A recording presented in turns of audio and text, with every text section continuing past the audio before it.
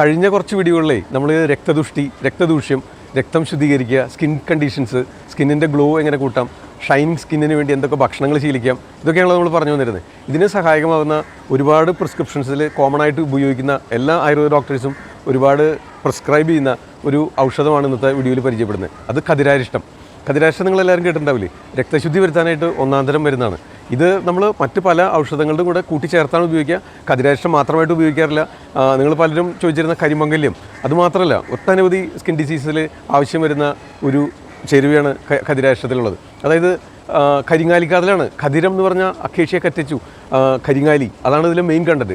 ഇത് കൂടാതെ കാർഗോഗുലരി ഉണ്ട്, മരമഞ്ഞത്തൊലി ഉണ്ട്, ത്രിഫലത്തോടുണ്ട്. പിന്നെ നമ്മുടെ സാധാരണ അരിഷ്ടം പുളിപ്പിക്കുന്നതിന് ആവശ്യമായിട്ടുള്ള മറ്റു മരുന്നുകൾ, പിന്നെ ശർക്കര, ഇതൊക്കെ ചേർത്ത് കഷായം വെച്ച് പൊടിമരുന്നുകളും ചേർത്ത് കുളത്തിൽ കെട്ടി ഒരു മാസം വയ്ക്കുക, അരിച്ചെടുക്കുക. ഇങ്ങനെയാണ് അരിഷ്ടം തയ്യാറാക്കണം, അത് നിങ്ങൾക്കറിയാലോ. പക്ഷേ ഇത് ഉപയോഗിക്കേണ്ട അവസ്ഥകൾ എന്ന് പറഞ്ഞു കഴിഞ്ഞാൽ നമുക്ക് കരിമംഗല്യം, സ്കിൻ ഡിസ്കളറേഷൻ, അതുപോലെ ഇറഗുലർ സൈക്കിൾസിനോടനുബന്ധിച്ച് സ്കിന്നിലുണ്ടാകുന്ന പ്രശ്നങ്ങൾ, പിമ്പിൾസ്, അതുപോലെ ഹോർമോണൽ ചേഞ്ചസിൻ്റെ ഭാഗമായിട്ടുണ്ടാകുന്ന സ്കിൻ കണ്ടീഷൻസ്, ഇതിനെല്ലാം തന്നെ ഖദിരാരിഷ്ടം ഉപയോഗിക്കാം. ഇത് ഒട്ടനവധി യോഗങ്ങളോടുകൂടെ മിക്സ് ചെയ്തിട്ട് ആചാര്യന്മാർ, ആയുർവേദ ഡോക്ടേഴ്സ് ഉപയോഗിക്കാറുണ്ട്.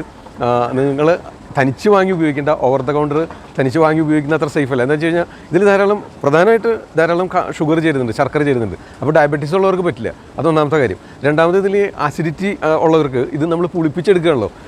താതിരിപ്പൂവും ശർക്കരയൊക്കെ ചേർത്ത് പുളിപ്പിക്കുന്നുണ്ട്, ഫെർമെൻറ്റഡ് സംഗതിയാണ്. അപ്പോൾ ഇത് തുടർച്ചയായിട്ട് ഉപയോഗിച്ച് കഴിഞ്ഞാൽ അസിഡിറ്റിയും ചെസ്റ്റ് ബേണും ബെൽച്ചിങ് ഒക്കെ ഉള്ളവർക്ക് അത് കൂടാനും അൾസർ പോലുള്ള കണ്ടീഷനുകൾ ഉണ്ടാകാനും സാധ്യതയുണ്ട്. അപ്പോൾ അൾസർ ഉള്ളവരും അസിഡിറ്റി ഉള്ളവരും ഡയബറ്റീസ് ഉള്ളവരും ഇത് മറന്നേക്കും, നടക്കില്ല. പക്ഷേ നമുക്ക് മറ്റ് രോഗാവസ്ഥകളിൽ ഇത് മറ്റൊരു യോഗങ്ങളുടെ കൂടെ, കഷായങ്ങളുടെ കൂടെയോ അല്ലെങ്കിൽ മറ്റ് അരിഷ്ടങ്ങളോട് കൂടെയോ മിക്സ് ചെയ്തിട്ട് നിത്യേന ഉപയോഗിച്ച് വരുന്നുണ്ട്. അപ്പോൾ അതിനായിട്ട് കോമൺ ആയിട്ട് യൂസ് ചെയ്യുന്ന എല്ലാവർക്കും അറിയാവുന്ന ഒരു ഔഷധയോഗമാണ് ഖദിരാരിഷ്ടം. അതിനെപ്പറ്റി രണ്ട് വാക്ക് നിങ്ങൾക്ക് പരിചയപ്പെടുത്താൻ വേണ്ടി ഇന്നത്തെ വീഡിയോയിൽ പറഞ്ഞെന്ന് മാത്രം. അപ്പോൾ നിങ്ങൾ ഈ സ്കിൻ കണ്ടീഷന് വേണ്ടി ഒരുപാട് മരുന്നുകളെ പറ്റി ചോദിക്കാറുണ്ട്. പക്ഷേ ഇത് അങ്ങനെ വാങ്ങി ഉപയോഗിക്കാൻ വേണ്ടി പറയുന്നില്ല. ഇങ്ങനൊരു ഔഷധം ഇത്തരം കണ്ടീഷൻസിന് ആയുർവേദത്തിൽ ഉപയോഗിക്കുന്നുണ്ട് എന്ന് നിങ്ങളെ പരിചയപ്പെടുത്തുക മാത്രമാണ് ഈ വീഡിയോയുടെ ലക്ഷ്യം. സ്വയം വാങ്ങി ഉപയോഗിക്കരുതെന്നർത്ഥം, മറ്റുള്ളവരെ ചികിത്സിക്കാനും ഉപയോഗിക്കരുത്. ഓക്കെ, ഒരു ഡോക്ടറുടെ നിർദ്ദേശാനുസരണം ഡോക്ടറെ കൺസൾട്ട് ചെയ്തതിന് ശേഷം മാത്രം ഉപയോഗിക്കുക. ഖദിരാരിഷ്ടം കൊണ്ടുള്ള പ്രയോജനങ്ങൾ ഇതൊക്കെയാണ്. പ്രധാനമായിട്ട് രക്തദൂഷ്ടി ഉള്ള കേസുകൾ രക്തശുദ്ധി വരുത്തുന്നതിനായിട്ട് ഉപയോഗിക്കുന്നു. അത് നിങ്ങൾ മറ്റ് മെഡിസിൻസിൻ്റെ സൈഡ് എഫക്ട്സ് കൊണ്ടോ കെമിക്കൽ മെഡിസിൻസ് ഉപയോഗിച്ചിട്ടോ മറ്റ് പെസ്റ്റിസൈഡ്സ്, ഫെർട്ടിലൈസേഴ്സ് അല്ലെങ്കിൽ ഭക്ഷണ പദാർത്ഥങ്ങളിലെ പ്രിസർവേറ്റീവ്സ്, ഇതുകൊണ്ടൊക്കെ നമുക്ക് ബ്ലഡ് ഇമ്പ്യൂരിറ്റീസ് വരാം. മനസ്സിലായോ? അപ്പോൾ ആ രക്തദൂഷ്യം, ഇനിയിപ്പോൾ പീരീഡ് ഡിലേഡ് സൈക്കിൾസ്, അല്ലെങ്കിൽ ഹോർമോണൽ ഇംബാലൻസ്, അല്ലെങ്കിൽ മെനോപോസൽ സ്റ്റേജിൽ, അല്ലെങ്കിൽ കരിമംഗല്യം, ഇത്തരം കണ്ടീഷൻ കൊണ്ടൊക്കെ നിങ്ങളുടെ സ്കിന്നിൽ ഉണ്ടാകാൻ സാധ്യതയുള്ള ഡിസ്കളറേഷൻസും ഇറപ്ഷൻസും ഇച്ചിങ്ങും റാഷസും എക്സിമയും ഇതുപോലെ ഡെർമറ്റൈറ്റിസ് എന്നിങ്ങനെ കരുതപ്പെടുന്ന ഒട്ടനവധി കേസുകളിൽ നമുക്കിത് ഉപയോഗിക്കാനായിട്ട് സാധിക്കും. കാരണം എന്താണ്? കരിങ്ങാലിക്കാതലാണ് ഇതിലെ മെയിൻ ഇൻഗ്രീഡിയൻറ്റ്. കരിങ്ങാലിക്കാതലിൻ്റെ മെയിൻ പ്രോപ്പർട്ടി എന്താ? രക്തശുദ്ധി വരുത്തൽ തന്നെ. കൂടെയുള്ളത് എന്തൊക്കെയാണ്? കാർഗോഗുലരി, പിന്നെ ത്രിഫലത്തോട്, പോരാത്തനും മരമഞ്ഞളും. ഇനി പറയണോ രക്തശുദ്ധി വരുത്തതിലും വിശേഷമായിട്ട് വേറെ എന്താ വേണ്ടത്? മനസ്സിലായോ? അതുകൊണ്ടാണ് ഖദിരാരിഷ്ടത്തിന് ഇതിൻ്റെ പ്രാധാന്യം ഇത്രയേറെയുള്ളത്.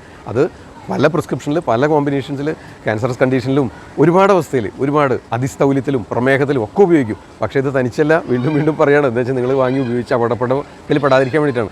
നിങ്ങളൊരു ഡോക്ടറുടെ നിർദ്ദേശാനുസരണം മാത്രം ഉപയോഗിക്കണമെന്ന് വീണ്ടും ഓർമ്മിക്കുകയാണ്. ഒപ്പം തന്നെ നിങ്ങളുടെ ഭക്ഷണ രീതിയിലും ജീവിത രീതിയിലും വേണ്ടതായ മാറ്റങ്ങൾ കൂടെ വരുത്തുമ്പോൾ മാത്രമേ ഇതിന് ഉദ്ദേശിച്ച ഫലം കിട്ടുള്ളൂ. ഓക്കെ, തൽക്കാലം നിർത്തുന്നു.